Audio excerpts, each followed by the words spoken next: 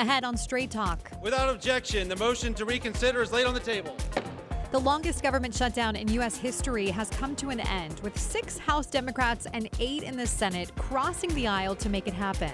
I want to also thank the 8 Senate Democrats who finally did the right thing in voting to end this craziness. Absent from the yes votes, every single one of Oregon's Democratic lawmakers. This bill locks in devastating cuts to health care and drives up the cost.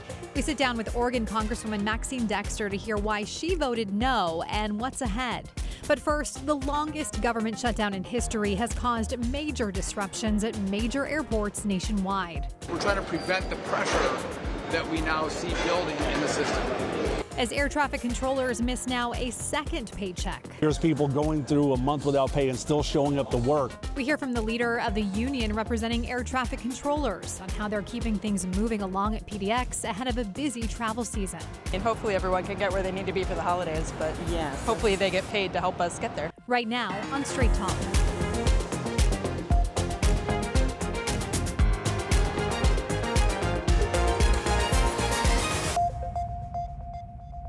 Hello and welcome to Straight Talk. Thanks for joining us. I'm Stephanie Domerat. Now we're coming out of the longest government shutdown in U.S. history. It has ended, but the impacts continue, including major disruptions to air travel. The FAA has canceled up to 6% of flights at some of the nation's busiest airports to ease strain on understaffed air traffic controllers who were working without a full paycheck now for more than 40 days. This means thousands of canceled flights heading into the busiest travel season of the year. Despite the government reopening, Transportation Secretary Sean Duffy has made it clear it will take a while to get things back to normal. Joining us now to talk more about air travel and when things could go back to normal is Steph Winder, Regional Vice President of the Air Traffic Controllers Union, NATCA. Steph, thanks so much for being with us today. Thank you for having me. Before we get started, I do want to let viewers know that we're recording this Thursday morning. So let's start with the big news, Steph. How are workers feeling with the news that the government is back open? Very relieved that we are going to get paid for the 43 days that we've been working, 6 days a week, 10 hours a day, but also preparing for another potential shutdown January 31st of 2026 if the issues don't get resolved. We'll be right back where we were yesterday. So Transportation Secretary Sean Duffy has said even with the government reopening, as I mentioned, travelers should still expect disruptions for a while. How long do you think it will take for things to go back to normal? Well, Stephanie, before we went into the shutdown, we were already critically staffed. We're 3,800 air certified professional controllers short nationwide. So this delays things even further. So it's really hard to articulate when we will be out of that because we need to continue to hire and train so that we can have more certified professional controllers and get these facilities fully staffed. Do you anticipate in the coming weeks that things will, like you said, you are still critically staffed, but do you think we'll go back to where we saw, what we saw, a couple of months ago as far as travel? The impacts of the government shutdown are really unknown at this point. It's going to take a few months until our pay and we're made whole and all of those issues are rectified, as well as what does that look like for trainees that were coming into this profession? Is this going to impact them and the interest in getting new people on board and trained to be those certified professional controllers? And we'll talk more about that because, of course, this is a bigger issue, a bigger problem than just this short-term shutdown that we're seeing. I want to ask, though, specifically with the cuts to the flights. The FAA cut flights this week around 6% at the busiest airports. That includes PDX to prioritize safety. And even with the government reopening, those cuts will remain. I wonder from your perspective, do you think that 6% reduction is enough right now to not overload air traffic controllers? I would say it's something that we did prior to the shutdown, traffic management initiatives. So the cuts are probably a good first step in trying to continue to address the critical staffing that we have nationwide, as well as where will we be at the end of January? Is this just going to happen again? Are we going to go through another shutdown, miss another paycheck? Until those issues are resolved politically, it's probably a good first step. So let's talk more about the air traffic controllers and the people who missed a second paycheck. That, as you mentioned there, it was also the worst staffing that we've seen since the shutdown began just this week. How are controllers handling this right now? Relieved that we're finally going to get paid for the work that we've done for the last 43 days, but preparing for another potential shutdown in January if these issues aren't resolved. So earlier this week, President Trump demanded air traffic controllers who had taken time off return to work. He also called for docking pay for some people who weren't coming to work every day, giving a $10,000 bonus to those who stayed on the job. We heard from Transportation Secretary Sean Duffy that he will be looking into possible consequences to some workers. I wonder, what would you want viewers to know about the workers who had to step away from their jobs? And what was your reaction when you heard this? We are professionals, and we have shown up through 9/11, through COVID, when people weren't going to work. We were showing up then, just like we did during this government shutdown. We're professionals. We come to work. Our primary mission is safety and the American public, moving cargo, moving passengers, keeping everything safe, and we're going to continue to do that. What are you seeing right now in the Northwest region at our airports as far as staffing goes? Like a lot of the facilities nationwide, we've been critically staffed in the Northwest Mountain region for over a decade. And we've been talking about that at every opportunity to try and correct that issue and get more air traffic control trainees into our career field. Are you worried that these last 40 plus days could mean that some controllers just will not return to the job? Definitely. We had several resignations from certified professional controllers that have been in this profession for over a decade. We saw several early retirements where certified professional controllers decided this was the thing that made it too much. This is already an extremely demanding profession where we have to come to work, be prepared 100% of the time, hear everything, pay attention at every moment. And this shutdown was an unnecessary distraction for that already demanding career. We're heading into the busiest travel season, which, as you mentioned, this is already such a demanding profession, but of course the most demanding time of the year for people who work in air travel and in travel in general. Do you feel there are enough safeguards right now in place to keep up with the demand that will be coming over the next 6 weeks? I do. Like everyone has seen recently, we have traffic management initiatives that we put into place when things like weather or equipment malfunctions or outages, or there are staffing challenges at specific facilities. We slow things down to keep it safe. And that will continue to happen regardless of the government being open, the government being closed. We're going to continue to show up so that we can keep the American public safe. So your union also represents other aviation safety jobs, not just air traffic controllers, but engineers who are actually furloughed because of the government shutdown. How do their roles play a role in the daily operations at airports, and what does it mean for their jobs right now? We do represent a large group of aviation safety professionals, and the challenges with this shutdown are that if there's no money, then the projects that were contracted out, those general contractors or whoever that is that's performing that work, isn't going to get paid, so they're not going to perform that job. And then they have to rebid that contract out because those contractors are no longer able to do something for free. They go and seek other work that they'll get compensated for. And now we have to rebid that contract out, and it pushes everything farther and farther down the line. How do you feel that's going to be now that those jobs will be reopened, they'll be paid again? Do you feel like you'll be able to get those types of jobs back open and fully filled as far as where they were before this? As far as the interest and passion for those professions, I think that similar to air traffic controllers that we represent, it's always something that when someone is considering going into a profession, they think about it. Is this something that's going to happen every few months, every few years? Is that something, a burden that I can bear? Can I save enough money when I don't know how much money that is? So it definitely makes it something for those aviation safety professionals to think about before entering this profession. Well, and I want to speak to that too. Of course, the nationwide shortage of controllers isn't a new thing. We've seen this for years, as you mentioned, the last 10 years, especially during the pandemic. Why do you think there is a shortage, and what do you think needs to be done about it? It's a very demanding profession. When you sign up, you know that it's an extremely stressful job. You know that you're going to miss holidays. You know that you're going to miss birthdays. Right now, you know that you're going to work 6 days a week, 10 hours a day, and only have 4 days off a month. So it's difficult to market that to a workforce and say, hey, come do this great thing.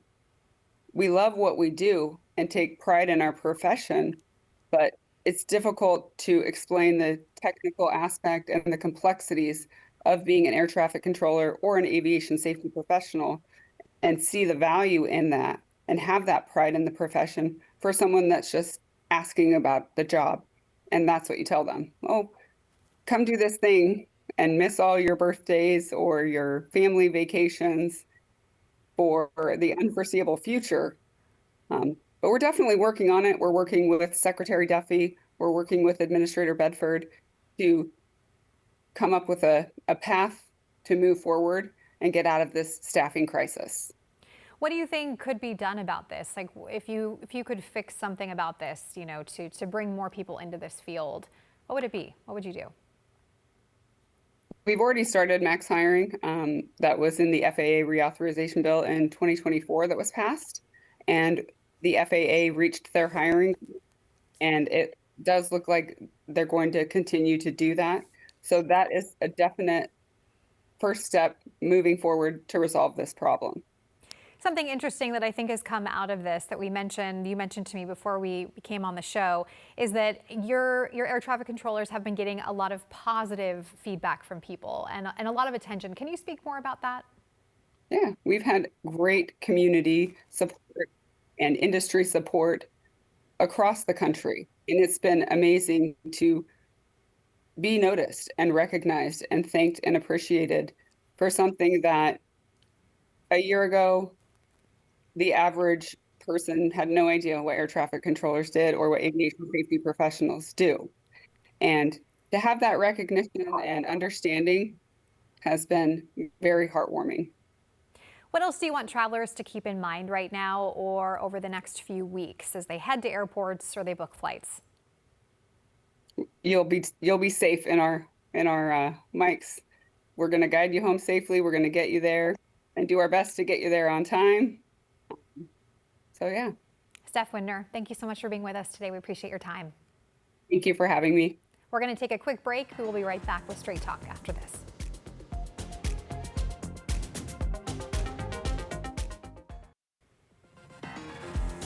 Welcome back to Straight Talk. This week, Congress passed a funding bill to reopen the government after being shut down for more than 40 days. It was the longest shutdown in American history. Now, the bill was signed into law by President Donald Trump on Wednesday, staving off another budget battle for a couple of months. Now, the bill had support of only 8 Senate Democrats and just 6 Democrats in the House. All but one of the Democratic lawmakers from Oregon and Washington opposed the bill, including Representative Maxine Dexter. Congressman Dexter joins us now from Washington, D.C. to talk more about why she voted no and what's next. Representative Dexter, thanks for being with us today. Thank you so much for having me, Stephanie. It's good to see you. Good to see you as well. First, let's talk about what is and isn't in this bill that just passed.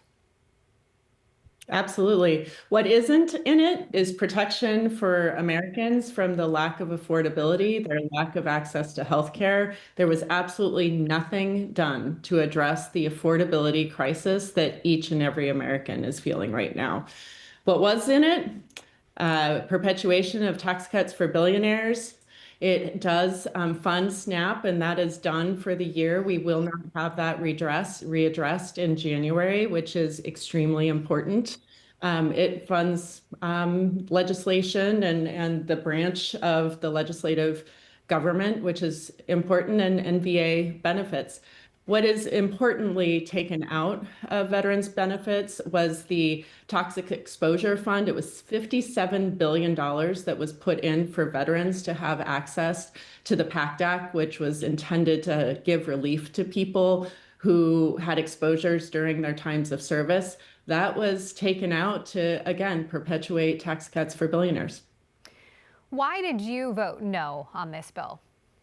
It does nothing to help the people in my district who are looking at 200, 300% increases in their healthcare premiums. It is a tragedy and a failure of leadership that we did nothing to address it.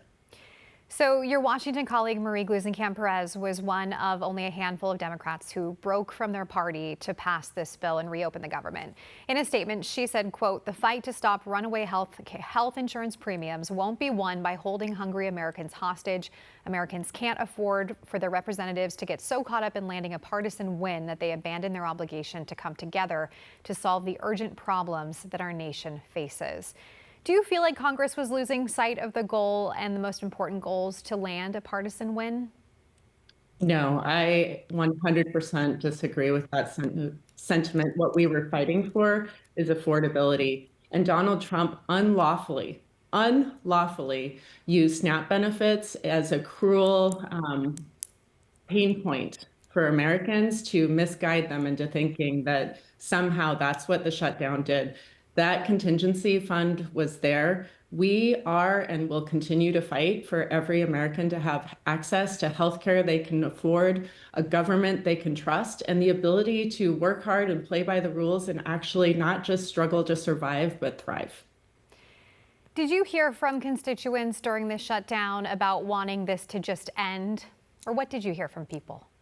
We actually just went over in our team meeting all of the outreach that we had.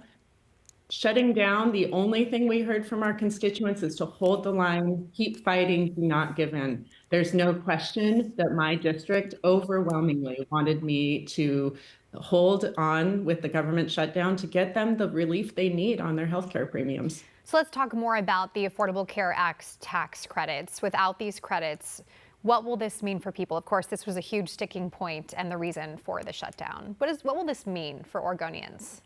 Yeah, we all have seen the increases in healthcare premiums. That is across the board, in the high 20% for some healthcare insurers. There's absolutely no relief, where the premium tax credits in the past made sure that people weren't overpaying out of proportion to their income, and they already were. Like the ceiling was too high already, but that's been removed. So there is no safety net for people. So some folks will decide they just can't afford their healthcare premiums. What I know is people don't stop getting sick. If they are uninsured, what they do is they delay care so that they can pay rent. They don't come in for their cancer screening so that they can make sure their children are fed. And what that does is it makes them present sicker. It costs them more, sometimes putting them into bankruptcy, which again, that is now not precluded by this cruel administration. And then they go into bankruptcy over what could have been prevented with just upstream preventative primary care. What would you say to viewers or people who feel like the government shouldn't be paying for these subsidies? What would you tell them? Yeah, I would say I don't disagree that there is inflation in premium costs as a result of these tax credits. We know that that happens when subsidies are used. What these subsidies do right now is make sure people are insured. That is our first priority. Government's job is to maintain and advocate and do everything we can for the health and safety of our people. Insurance companies and how much revenue they make is egregious. It's tragic. We need to do something about it, but we can't leave people without insurance completely exposed while Congress, let's be honest, we don't get things done quickly. It could take years. So we've got to hold ourselves accountable to the people to stop healthcare and the healthcare insurers, pharmaceutical companies, others from making profits off of the pain and the suffering of Americans. Our healthcare system needs reform without question, but we have to keep people safe and covered while we do that work. So the Senate Majority Leader John Thune has said there will be a mid-December vote on this issue. Do you think there's a chance that things will change in the coming weeks as far as getting this passed? A pinky promise is easy to break, and We know that our Senate and House Republican colleagues aren't always the most true to their word. So there's a lot of concern. But believe me, we are going to do everything we can to hold them to this promise. The American people heard it. They are going to be paying those premiums in January. They're going to be feeling it. And it is our job to make sure they follow through.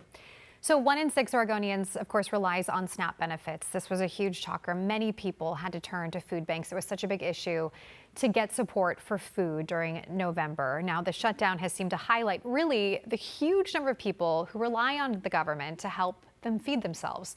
What was your takeaway from that, and what do you think should be done really to help people more in the long run with this? Look, food security and housing security should be something that every American knows is their future. There shouldn't be any question about that. The fact that we are a disproportionate utilizer of SNAP benefits means that the cost of living in Oregon is too damn high, and government hasn't done enough to make sure that lives are affordable. Oregonians are working hard. They are struggling just to pay the bills, and we are not doing our jobs, making sure that they have the livelihoods that they can pay the bills with, the training programs, the apprenticeships, the education affordability that they need. We have a lot of work to do in Oregon without question. And the fact that so many families in our state were fearful, even terrified, that they wouldn't be able to feed their children is not just a policy failure, it is a moral failure. So we know this is a short-term fix and Congress must pass another funding package in January. Are you concerned that there could be another shutdown at that time?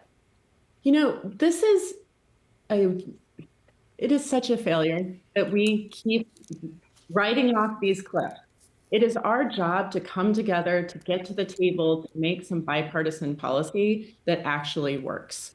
And I am committed.